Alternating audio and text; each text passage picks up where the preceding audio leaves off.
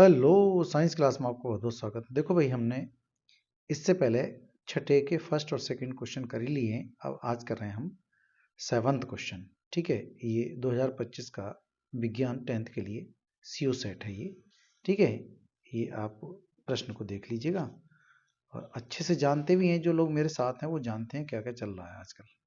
ठीक है, ये प्रश्न पत्र है 2025 का सीओ सेट का 7वां क्वेश्चन है ये, 7वां क्वेश्चन है ये। ठीक है, ये चलो इसको कर लेते हैं। हाइड्रोजनीकरण को उदाहरण द्वारा समझाइए तथा एक उपयोग लिखिए। अवक्षेपण अपक्रिया को उदाहरण द्वारा समझाइए। देखो मजे के सवाल हैं, दो दो नंबर के सवाल हैं। थर्ड नंबर है 7 का थर्ड, साबुन के निर्मलीकरण अर्थात स्वच्छीकारक क्रिया क्या होती है, इसको समझाइए। मतलब साबुन के निर्मलीकरण की क्रिया को समझाइए, किस तरह से वो साबुन निर्मल करता है कपड़ों के लिए, वो वाली बात इसको पूछने को कह रहे हैं ये। ठीक है, तो हम कर रहे हैं अगला सवाल और उसका आंसर चलो भी देख लेते हैं। सवाल है हाइड्रोजनीकरण। हाइड्रोजनीकरण क्या होता है? वह अभिक्रिया जिसमें हाइड्रोजन H2 का अणु असंतृप्त यौगिक वह होते हैं जो कार्बन और कार्बन के बीच में डबल बॉन्ड हो या कार्बन और कार्बन के बीच में ट्रिपल बॉन्ड हो। मतलब आबंध युक्त जो होते हैं वो क्या कहलाते हैं? असंतृप्त यौगिक कहलाते हैं। ये पैलिडियम या निकिल जैसे उत्प्रेरक की उपस्थिति में हाइड्रोजन जुड़कर संतृप्त हाइड्रोकार्बन बनाते हैं। इस परिवर्तन को हाइड्रोजनीकरण कहा जाता है। कैसे करके? देखो, ये है एथीन, मतलब ये डबल बॉन्ड वाला यौगिक है। डबल बॉन्ड वाले यौगिक कहते हैं हम ईन, मतलब डबल बॉन्ड वाले में। अब ये हाइड्रोजन है, हाइड्रोजन जुड़ना चाहिए तभी तो उसको हाइड्रोजनीकरण कहा जाएगा। तो हाइड्रोजन जुड़े, इधर जुड़े या उधर जुड़े।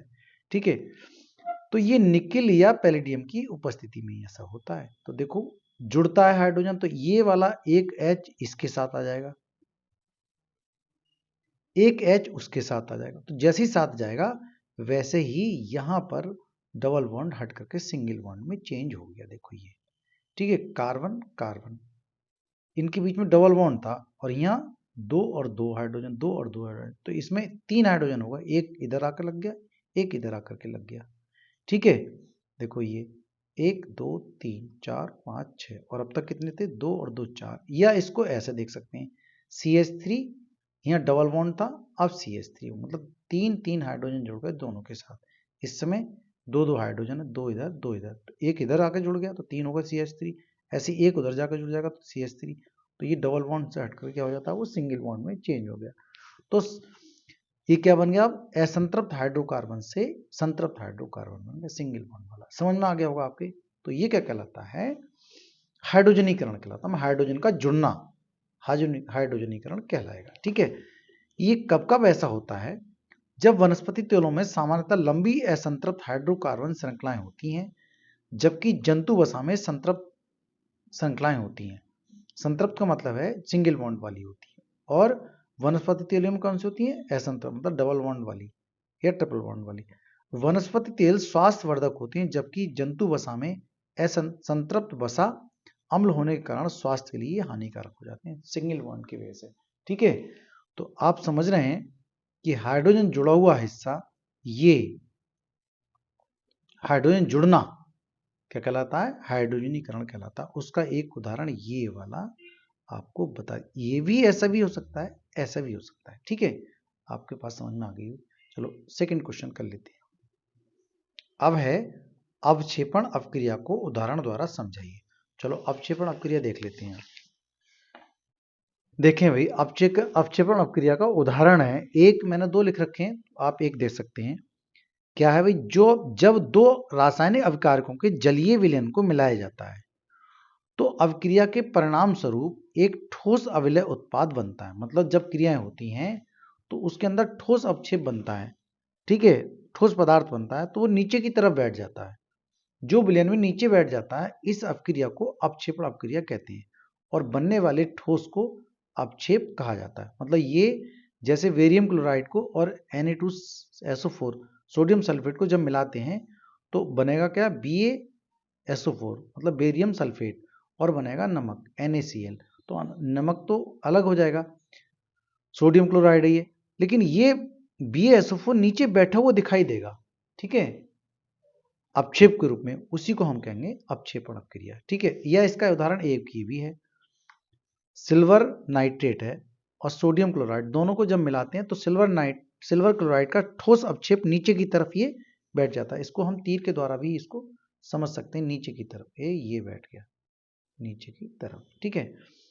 और NaNO3 सोडियम नाइट्रेट ये बच गया, ठीक है। तो ये नीचे की तरफ बैठ जाता है, वही अपक्षेपण अपक्रिया कहलाती है। ये वैसे द्विविस्थापन अपक्रिया का उदाहरण भी हम कह सकते हैं, ये द्विविस्थापन अपक्रिया ही तो कहलाती है भाई। ये इसमें आयनों का आदान प्रदान होता है, आयनों के आदान प्रदान से जो अपक्रिया संपन्न होती है उसे हम द्विविस्थापन अपक्रिया कहते हैं, ठीक है। अब देख लेते हैं अगला क्वेश्चन है स्वच्छीकारक वाला। ये तो पढ़ ही लिया, क्वेश्चन को क्या पढ़ना, आप सीधा आंसर ही देखिएगा, क्वेश्चन आपके पास होगा। चलो देख लो भाई, नहीं मानते हैं तो देखो क्या है क्वेश्चन। साबुन के निर्मलीकरण क्रिया को समझाइए। साबुन के निर्मलीकरण या स्वच्छीकारक क्रिया क्या होती है उसको समझना। आओ इसका आंसर देख लेते हैं, ठीक है। साबुन की स्वच्छीकारक क्रिया या साबुन के निर्मलीकरण की क्रिया एक ही बात है। तो साबुन का सूत्र होता है C17H35COO Na। इसके Na की जगह हम Kv लिख सकते हैं। ये सोडियम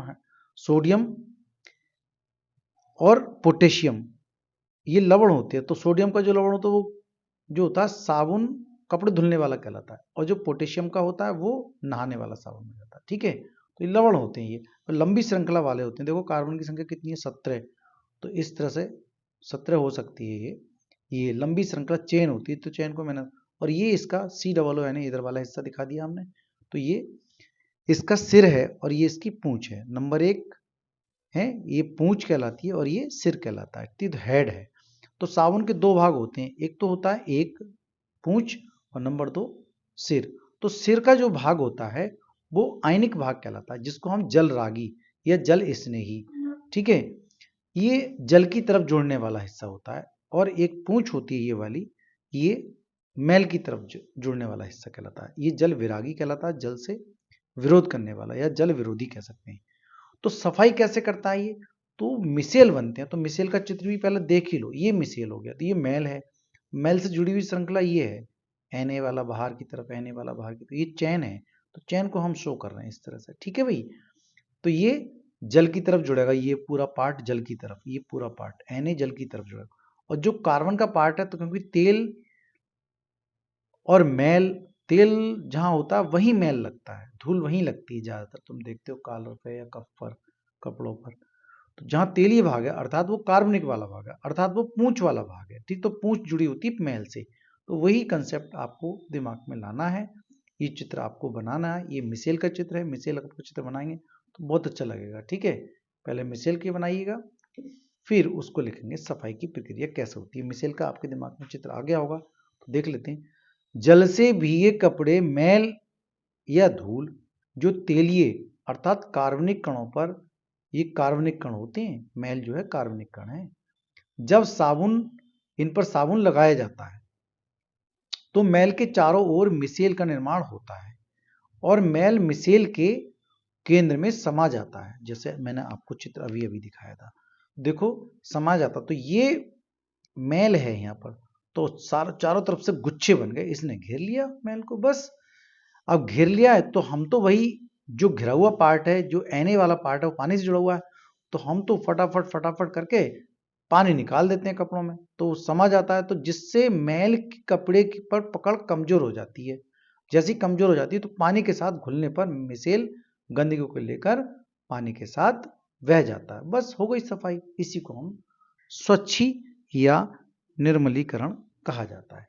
मिसेल आपको समझ में आ गया है कि साबुन तथा, ये अलग से क्वेश्चन हो सकता है मिसेल का, साबुन तथा अपमार्जक में एक लंबी हाइड्रोकार्बन पूंछ व आयनिक भाग सिर होता है। जब ये जल में घोले जाते हैं तो इनके अणु मैल के चारों ओर परस्पर एकत्रित होकर गुच्छे का रूप ले लेते हैं, जिन्हें हम मिसेल कहते हैं। जब तक मिसेल नहीं बनेगा कपड़ा साफ नहीं होता। तो ज्यादा मिसेल मिले इसलिए हम वॉशिंग मशीन में डालते हैं या कपड़े को इधर से उधर पीटते हैं, तब कहीं जाकर के सफाई होती है। सबको समझ में आ गया होगा।